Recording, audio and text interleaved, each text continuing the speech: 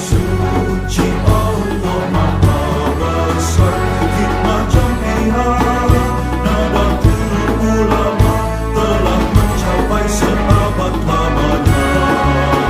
Sudah seabad sejak kebangkitannya, ulama bersama pengikut-pengikutnya istiqomah dan setia jaga akidah dan sunnah Rasulnya. Alhamdulillah segala puji baginya, ulama bersama pengikut-pengikutnya istiqomah dan setia menjaga agama manusia dan bangsa. Mari kuatkan niat kita, kita bulatkan tekad kita, terus lanjutkan amal kita, mengembangkan hikmah kita. Assalamualaikum warahmatullahi wabarakatuh.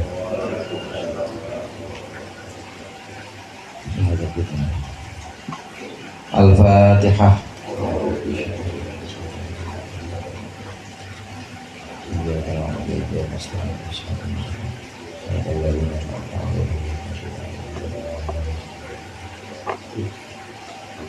Alhamdulillahi dzil jalali wal ikram ala ma akmalahu min dinil Islam.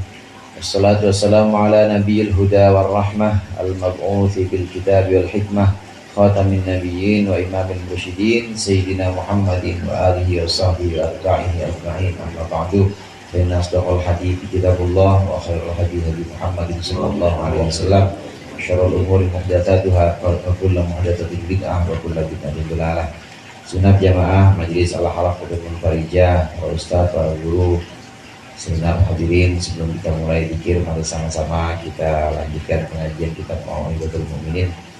Qala al-mu'allif rahimahullah wa nafa'ana bihi wa bi 'ulumihi fid dharain. Amin. Al-ashiru fi adabil jima'i. Yang ke-10 dalam adab jima'. Yustahabbu an yuqaddima 'alaihi al-haditha wal mu'anasata.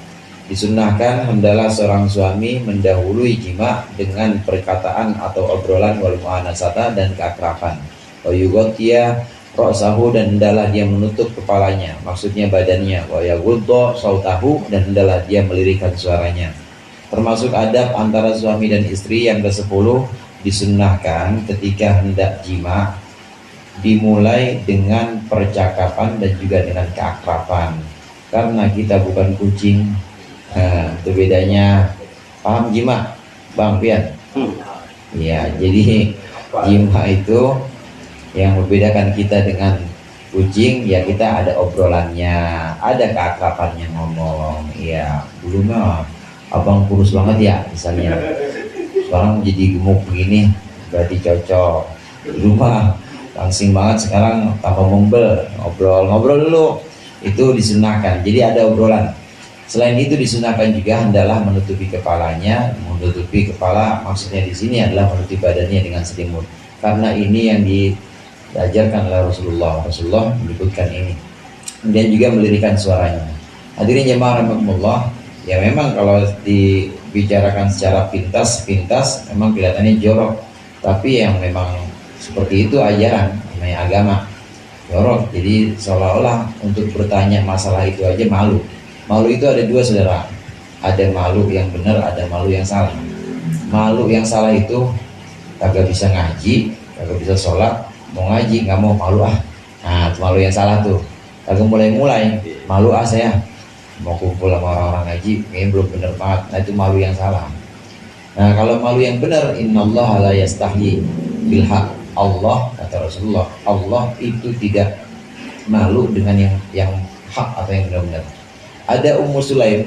Ummu Sulaim itu ibu dari sahabat Anas bin Malik.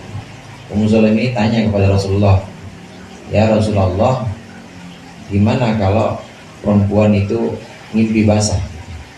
Apakah wajib mandi? Sebelumnya Ummu Sulaim ngomong juga, ya Rasulullah, sesungguhnya Allah tidak malu dengan yang hak, tidak malu dengan perkara yang benar. Saya mau tanya, kata Rasulullah, kata Ummu Sulaim, apakah perempuan itu ngimpi basah juga? dan wajib mandi kalau lebih basah, kata Ummu Sulaim. Kata Rasulullah, ya iya wajib mandi sampai dia ngelihat keluar maninya. Malu Ummu Sulaim, langsung nutupin muka, ya sambil rada malu-malu gitu, mukanya kemerahan, malu ditutupin mukanya. Kemudian, emang keluar juga? Perempuan emang ada keluar? Ya keluar, kalau nggak keluar gimana anak mirip ibunya? Nah, anak kan ada mirip-mirip ibunya, berarti keluar juga. Itu namanya malu yang benar. Dan memang seperti itu. Maka pernah dulu Allah yarham Gus Dur ya Abdurrahman Wahid itu bilang kan, Al-Quran itu kitab yang jorok ya, emang ada di situ. Jadi ya kalau orang nggak paham kelihatannya wah kontroversi, kelihatannya itu kiai kok begitu, makanya ngaji wajah. Emang begitu keadaannya. Jadi hendaklah memulai jima dengan percakapan atau obrolan-obrolan ringan, keakraban, obrolan ringan yang justru bikin akrab. Jangan obrolan-obrolan berat, jangan segala ngomong politik, pilihan, segala ngomong ya yang berat-berat, jangan. Tsumma idza qada wa tarahu falyatamahhal ala ahlihi. Kemudian ketika seorang suami sudah hampir mencapai hajatnya, falyatamahhal, maka hendaklah dia menunda ala ahlihi, untuk istrinya suami, untuk istrinya si suami, hatta takdia hia, sehingga juga selesai dia ya istri aidon juga nahmataha akan hajatnya. Kalau kira-kira sudah mau selesai, Bang Muti, tahan dulu. Ini kata kita Imam Ghazali loh, ini kata Imam Ghazali, bukan kata saya mah nyamain doang. Kalau mau selesai tahan dulu sampai dia istri itu juga selesai juga. Itu hatta takdia dia aidon nahmataha, sama-sama ya, jadi sama-sama ya ini ya tos-tosan ya pokoknya. Walayatiha fil mahidi hatta tathura, dan janganlah dia suami mendatangi istri dalam keadaan haid hatta tathura, sehingga dia bersih, maksudnya sehingga dia mandi. Kalau udah mandi baru, dalam keadaan haid nggak boleh. Yas'alunaka 'anil mahid qul huwa adzam fa'tazilun nisaa fil mahid. Itu dasarnya memang udah dinas Al-Qur'an udah. Mereka tanya kepada engkau wahai Muhammad tentang haid. Kata qul huwa ada, katakan Muhammad bahwa haid itu sakit. Maka fa'tazilun nisaa fil mahid hatta yathurn. Maka jauhi perempuan ketika haid. Maksudnya jangan, kalau haid nggak boleh sampai dia benar-benar sudah mandi. Bagian ulama berdasarkan hadis juga, kalau orang menjima istrinya dalam keadaan haid, ini dia haram, dosa. Kemudian disunnahkan, dosa mah istighfar, nggak bisa dibayar sama apa-apa, dosa istighfar taubat. Nah kalau dia menjimanya ketika baru datang darah, maka dia disunnahkan sedekah 1 dinar. 1 dinar itu ya kira-kira 3,5 juta ya.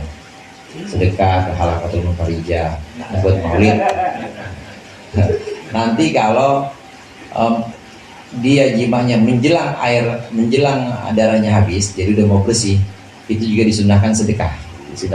Setengah dinar. Ya setengah dinar ya berarti sejuta seperempat ya. Sejuta seperempat sunahnya.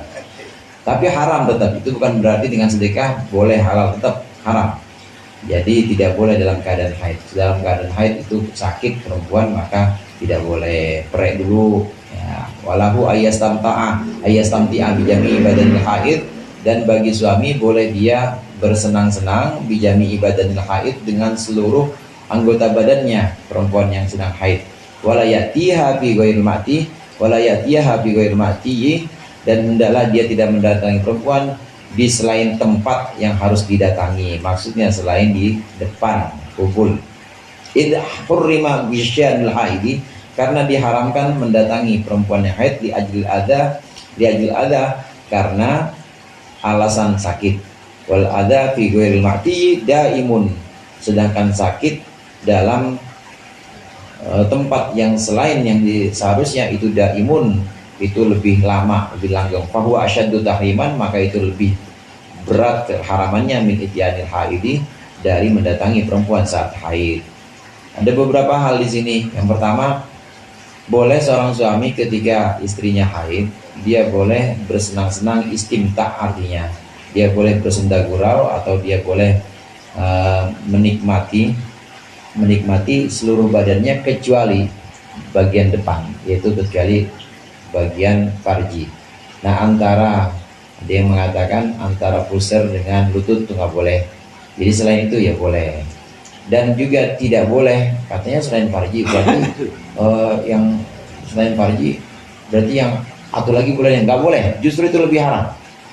Karena alasannya ilatnya itu ada itu sakit, saudara. Perempuan kalau lagi begitu sakit, kalau lagi haid. Nah, sedangkan di ghairil mati ini maksudnya maaf di dubur ini lebih sakit lagi. Dan sakitnya ini lebih lama dibanding yang haid. Maka keharamannya lebih berat. Nggak boleh. Ya, jangan coba-coba pokoknya. Itu lebih lebih keharamannya lebih berat karena memang sakitnya itu lebih lama. Wa qauluhu ta'ala fa'tu hartakum anna syi'tum ai fi waqti syi'tum. Fa'tu maka datangilah oleh kalian hartakum sawah kalian anna syi'tum kapanpun kalian mau, ai fi ayyi waqtin syi'tum maksudnya dalam waktu apapun yang kalian kehendaki. Ada di Al-Baqarah itu nisa'ukum harthul lakum fa'tu hartakum anna syi'tum. Istri-istrimu itu sawah. Makanya Mas Satu suka macul. Iya, istri-istri kalian itu sawah, maka datangilah mereka kapanpun, annasyitum kapanpun kalian mau. Jadi annasyitum di sini maksudnya bukan dimanapun, di tempat manapun bukan, tapi kapanpun kalian mau. Annasyitum di sini fi ayyi waqtin syi'tum, maksudnya mau waktunya kapan aja, habis maghrib boleh, habis isya boleh, kapan aja, pokoknya jangan di waktu-waktu yang diharamkan. Itu maksudnya annasyitum adalah di waktu kapanpun.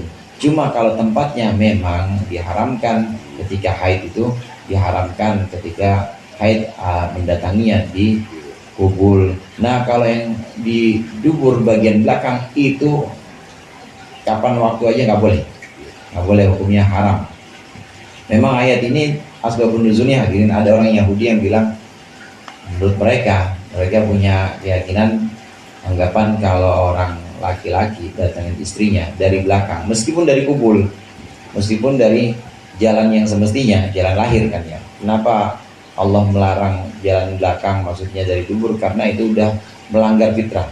Kan tujuannya nikah kan supaya punya anak. Nah, nanti anak jadi yang nerusin ibadah kita, nerusin sholat dan ngaji kita. Nah, kalau di belakang nggak bakal punya anak, maka itu melanggar fitrah. Makanya Allah marah banget dan haram banget itu.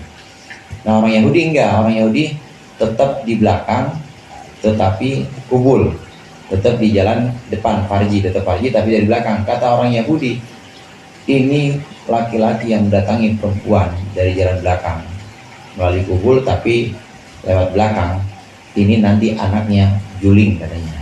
Maka turun ayat ini, nisa'ukum harthul lakum fa'tu hartakum anna syi'tum. Boleh, nggak apa-apa ya, asal jangan dari dubur. Boleh, dan itu tidak mendatangkan kejulingan, itu tidak mendatangkan ya apa yang diduga oleh orang-orang Yahudi itu. Boleh, yang penting yang nggak boleh itu dikubur gitu aja. Yang lainnya boleh, waktunya kapan aja itu boleh, asal jangan waktu haid. Walaupun memang ada ini Cimio, memang ada yang waktu-waktu yang sifatnya makruh. Waktu makruh itu sebulan 3 kali, saudara. Awal bulan, pertengahan waktu terang bulan tuh, sama akhir bulan. Jadi kalau awal bulan dan akhir bulan itu gampang nandainnya, sidang isbat. Jadi kalau ada sidang isbat jangan karena awal bulan, kalau enggak akhir bulan kan itu. Ya itu karohah, tapi itu jangannya di sini bukan larangan, ya bukan larangan haram, tapi larangan makruh. Walahu ayyastamniya biyadaiha wallahu a'lam bishawab. Mari sama-sama kita wali